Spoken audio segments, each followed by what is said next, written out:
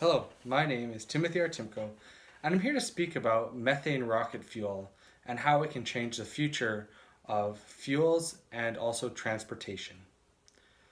How is it better? You know what? It's a lot cheaper. We can create methane from just about everything on this earth. It's also far safer to use.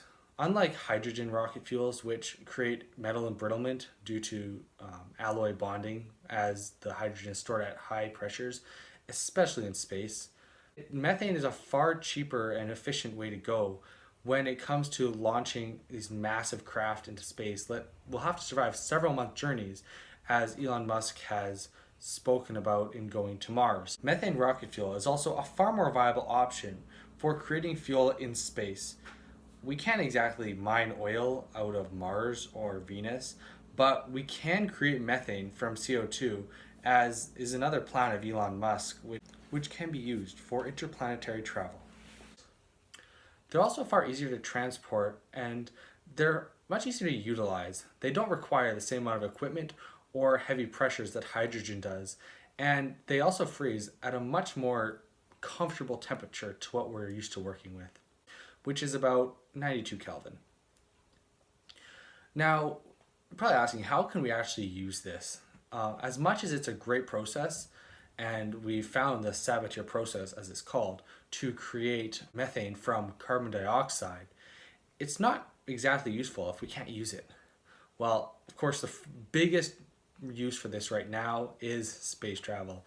If we can create methane cheaply enough, we can get rockets to space at a fraction of the cost as they currently do when we send off them using hydrogen fuels and solid fuel rockets. Now, we're not just talking about utilizing this in space. We can also use methane to run our vehicles. In the past, we've used propane, and I believe we've also used butane to run vehicles by simply changing over a few parts.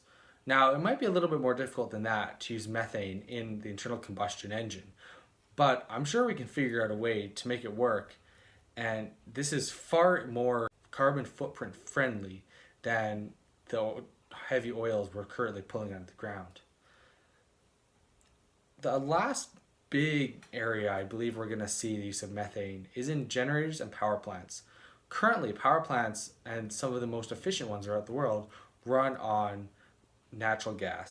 If we can find a way to get enough methane to run our generators and power plants and not lose energy in the process as we create more methane, it can allow us to essentially have free energy by simply taking that which has been put here by the sunlight and by bacteria that occur everywhere. So where are we actually going to see this used and when? In the near future is the true answer. And we're not sure if that's 5 years, 10 years, or maybe even just 2 years. But we can use this to replace most of our dependency on fossil fuels. With the Sabatier process, as I mentioned earlier, we take carbon dioxide and turn it into methane. And when that methane's burned, it creates the same amount of carbon dioxide as we put into it, which in the long run sounds pretty great for what we're getting. We're not releasing more carbon dioxide. We're not destroying the ozone layer. We're creating an eco-friendly fuel. With all of this said though, how much is this going to cost? Well, it's going to be cheaper than what we're doing right now, but that's going to take a long time to get there. We're looking currently at just creating a small enough area and a small enough foothold that this can slowly take over what's currently there as conventional. This will take a while, it'll take a number of years, and it's going to take people time to get used to it, but as it's accepted, we could use this to reform the way we look at the way we live.